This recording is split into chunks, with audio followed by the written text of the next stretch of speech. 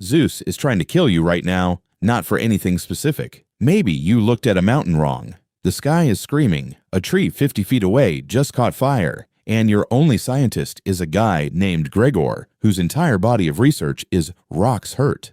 Nobody here is thinking ionized air molecules. Everybody is thinking the giant, invisible man upstairs is having an episode again. Honestly, that's a completely reasonable conclusion. Ancient people weren't stupid. They were handed the worst instruction manual in human history and told to figure out the universe with it. The sun vanishes at noon. The ground shakes for no reason. The ocean has developed opinions, and unfortunately, all of them are about drowning sailors. Yesterday, your cow had dreams. Today, she's an archaeological discovery. Nobody explains any of it. Nobody can. So somebody has to be responsible, and nobody was never on the list of acceptable answers. Take Zeus. History remembers him as the lightning guy. Wrong. Lightning was just his preferred method of leaving a 1-star review. Bad harvest, 1 star. Rude king, 1 star. Entire village slightly annoying, 1 star delivered directly through the roof. Ancient gods weren't omnipotent exactly. They were customer support for a universe nobody understood, and every thunderstorm was the universe replying, "Seen." Poseidon ran the ocean the way a mid-level airline pilot runs turbulence. Calm seas meant Poseidon was in a good mood. A wave the size of an apartment building meant somebody forgot to compliment the fish. Every fishing trip was a performance review nobody consented to take. Hades had the single worst PR department in mythology. Ask anyone today and they'll say, the devil. Wrong franchise. Hades was closer to the exhausted government clerk of the afterlife, running an intake desk that never closes, greeting every dead human who has ever existed with the same tired paperwork. No weekends, no pension, just an infinite line, forever, and a stapler that's seen things. Ares got blamed for every military failure a king didn't want to own. Lost the battle? Ares. Army marched off a cliff? Ares. General forgot which side he was fighting for. Also, somehow, Ares. Nothing builds a religion faster than a ruling class refusing to own its own mistakes. Apollo's resume was somehow worse. Cures plague, also causes plague. Depending on mood, that's not a deity, that's a malpractice lawsuit with better cheekbones. But without germ theory, one family surviving an outbreak while the house next door dies had to mean something. No microscopes, no bacteria, just intention, assigned after the fact to whoever had the biggest statue. Then the Vikings looked at all of this Mediterranean drama and said, "You know what this needs? More wolves and 1 professional liar."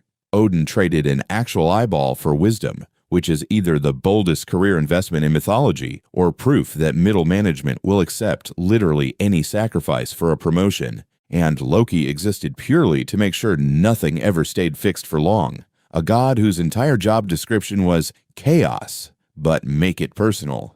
Meanwhile, in Egypt, Anubis stood at the scale of judgment, weighing your heart against a feather, which is either profound cosmic justice or the single strictest airport security checkpoint in human history. Too much guilt in your carry-on, and a crocodile-headed demon eats your soul on the spot.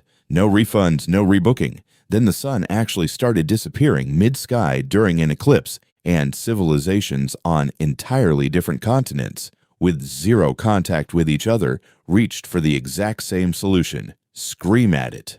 Bang drums. Fire arrows upward. Make enough noise that whatever was eating the sun would spit it back out. And it worked. Every single time, because the sun was never actually in danger to begin with.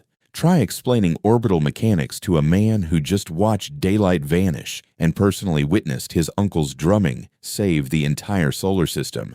The system was unbeatable, and that's the part that should worry you. Rain came after the sacrifice? God satisfied. Rain didn't come. Not enough sacrifice. Lightning struck anyway. Wrong goat, try harder next time. You cannot lose an argument that adjusts itself after the fact. Throw dreams into this mess for good measure. Your dead grandfather shows up in your sleep and tells you not to cross the river tomorrow. You wake up sweating. You cross the river anyway. A crocodile nearly ends your entire bloodline on the spot. Congratulations, Grandpa's now a certified prophet, hired posthumously, no interview required. That's the whole engine. Humans are pattern machines running on incomplete data.